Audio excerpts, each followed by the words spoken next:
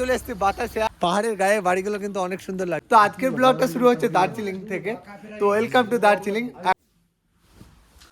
তো শুভ সকাল সবাইকে। এখন কটা বাজে তোমাদেরকে দেখায়। তো এখন দেখতে পাচ্ছ পুরো 5টা বাজে।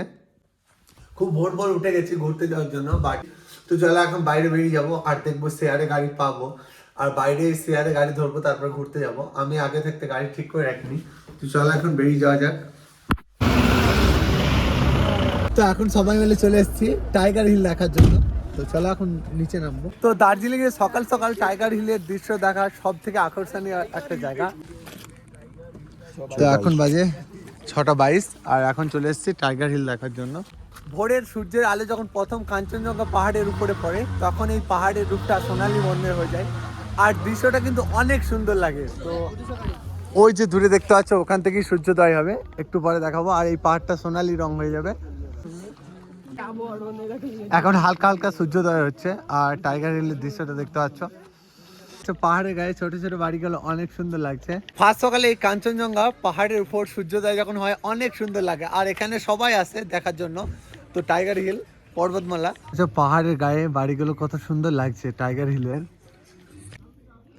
তো দেখতে পাচ্ছ ওই যে দূরে পর্বতমালাগুলো অনেক সুন্দর লাগছে, কিন্তু দৃশ্যটা সত্যি মুগ্ধ করার মতো।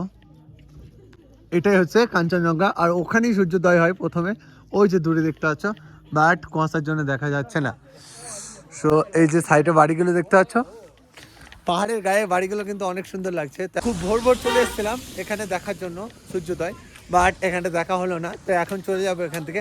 আর দার্জিলিং এলে এই যে টাইগার হিল আছে, টাইগার হিল কিন্তু একটা আকর্ষণীয় পর্যটক স্থান। এখানে কিন্তু প্রচুর মানুষ আছে।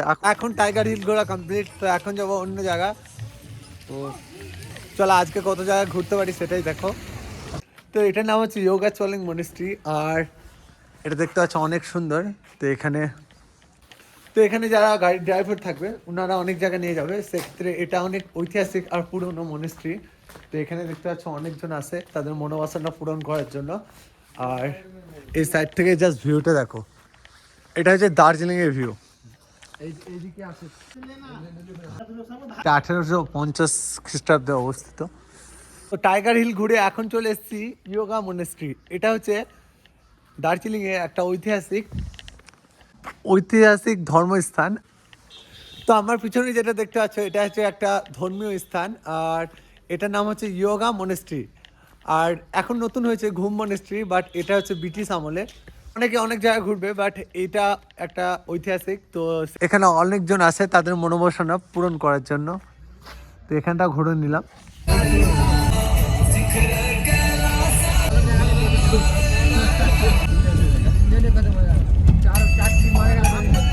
টাইগার হিল দেখা হয়ে গেছে, ইয়োগা মনেস্ট্রি। তো এরপর আমরা যাচ্ছি বাতাসে আলু। আর যাওয়ার পথে রাস্তার সৌন্দর্যটা দেখো, বাতাসে আলু। আর এই যে দেখতে পাচ্ছ বাতাসে আলু। তো দার্জিলিংয়ে এটা একটা দারুণ আকর্ষণীয় জায়গা। তো চলো এখন টিকিট নেবো। আর প্রচুর মানুষের ভিড় দেখতে পাচ্ছ।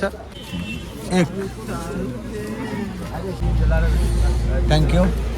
তো এখন একটা 50 টাকা দামের টিকিট নিয়ে 50 টাকা টিকিট নিয়ে ফাইনালি এখন যাচ্ছি বাতাসিয়া লুপ ঘুরতে। দার্জিলিং এ বাতাসিয়া লুপ একটা দারুণ আকর্ষণীয় পর্যটক স্থান, আর এখানেই এসছি ফাইনালি ঘুরতে।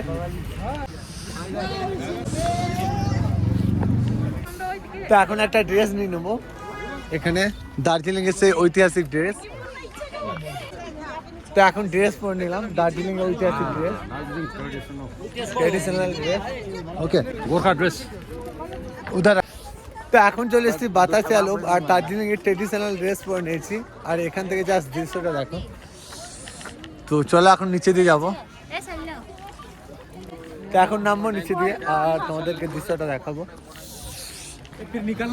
তো এখন ফাইনালি চলে এসেছি বাতাসিয়া লুপ, আর এই জায়গাটা কিন্তু খুবই একটা আকর্ষণীয় জায়গা। সবাই আসে এখানে আর আমিও এসেছি ঘুরতে। তো চলো এখন চারিদিকটা ঘুরবো। আর এই যে দেখতে পাচ্ছ এখান থেকে জাস্ট দার্জিলিং এর ভিউটা দেখো। এসছি বাতাসে, আর বাতাসের সেই দৃশ্যটা দেখতে পাচ্ছ, দারুণ লাগছে। ঠিক আছে, টয় ট্রেন দেখতে পাচ্ছ, দার্জিলিং এর ঐতিহাসিক আর সেই বিখ্যাত টয় ট্রেন। তো চলো এখন সকাল সকাল ঘুরবো, আর সকাল সকাল দৃশ্যটাই ভালো থাকে।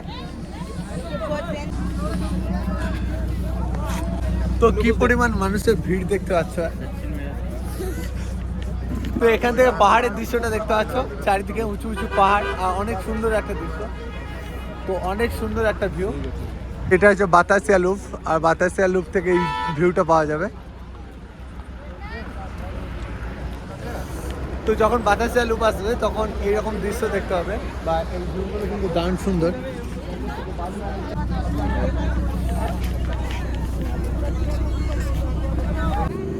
এখন টয় ট্রেনটা ছেড়ে দিয়েছে, হ্যাঁ চলো একদম।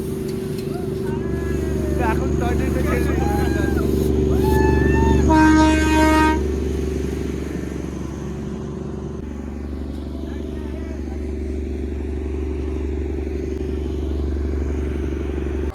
তো দার্জিলিং এলে বাতাসিয়া লুপটা খুব সুন্দর একটা জায়গা। আর এখানে দেখতে পাচ্ছ সবাই বেশিরভাগ মানুষই ঘুরতে এসছে ট্রেডিশনাল ড্রেস পরে, দার্জিলিং এ ঐতিহাসিক ট্রেডিশনাল ড্রেস পরে।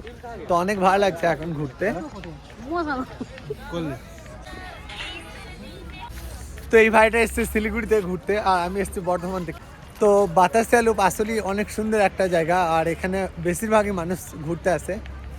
তো চলো এখন বাতাসিয়া লুপ ঘোরা কমপ্লিট প্রায়। আর এদিকে দেখতে পাচ্ছ এইখান থেকে জাস্ট দৃশ্যটা দেখো।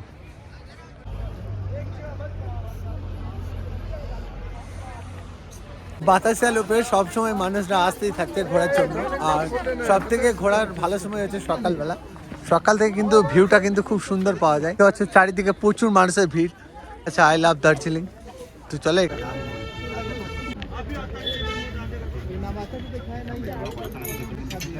তো বাতাসিয়া লুপ থেকে দেখতে পাচ্ছ পাহাড় পর্বতের দৃশ্যটা কত সুন্দর। তো এখন প্রায় বাতাসিয়া লুপ ঘোরা কমপ্লিট। তো বাতাসিয়া লুপ হচ্ছে সব থেকে একটা আকর্ষণীয় জায়গা দার্জিলিং এর মধ্যে, আর সেই জায়গাটা ভালোভাবেই ঘোরা হলো। খুব সকালে এলে কিন্তু অনেক সুন্দর দৃশ্য দেখা যায় এখান থেকেও। আর টয় ট্রেনে চাপলাম, টয় ট্রেনে উঠলাম দেখলে।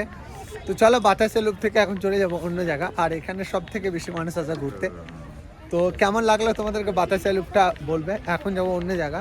তাহলে এখন ড্রেসটা দিয়ে দেবো, তারপরে আবার গাড়ি ধরবো। তো এখন বাতাসিয়া লুপ থেকে চলে যাচ্ছে অন্য জায়গা। এই বাতাসিয়া লুপটা আসলে অনেক সুন্দর একটা জায়গা।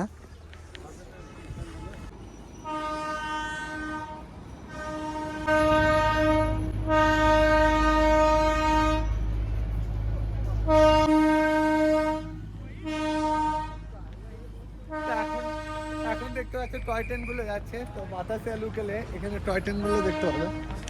এইভাবে শেয়ার করে তোমরাও ঘুরতে পারো। মন্দির নেই, টেম্পল নেই, স্কুল নেই।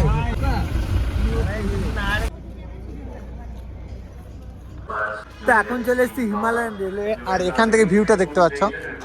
এখান থেকে সব টয় ট্রেন গুলো যায়, আর এদিকে ভিউটা দেখতে পাচ্ছ। ভোর 5টার সময় উঠে হোটেল থেকে বেরিয়ে গিয়েছিলাম দার্জিলিং মোড়। আমি যেহেতু একা ছিলাম, আমার জন্য গাড়ি পাওয়া অনেকটা চ্যালেঞ্জের বিষয় ছিল। তারপরে শেয়ারে গাড়ি ধরে গিয়েছিলাম ঘোরার জন্য। সবার প্রথম গিয়েছিলাম টাইগার হিল, তারপরে গিয়েছিলাম চলিং ইয়োগা মনেস্ট্রি, ও এটা ছিল ঐতিহাসিক মনেস্ট্রি। তারপর গিয়েছিলাম বাতাসিয়া লুপ। দার্জিলিংয়ের সব থেকে ফেমাস একটা টুরিস্ট স্পট হচ্ছে বাতাসিয়া লুপ। বাতাসিয়া লুপ ঘুরে ড্রাইভারকে দিয়েছিলাম আমি 300 টাকা। তারপর গিয়েছিলাম হোটেলে বেশ কিছুক্ষণ রেস্ট নেওয়ার পর বেরিয়েছিলাম হিমালয়ান রেলওয়ে ঘোরার জন্য। জানি না এই ভিডিওটা দেখে কার কতটা হেল্প হবে।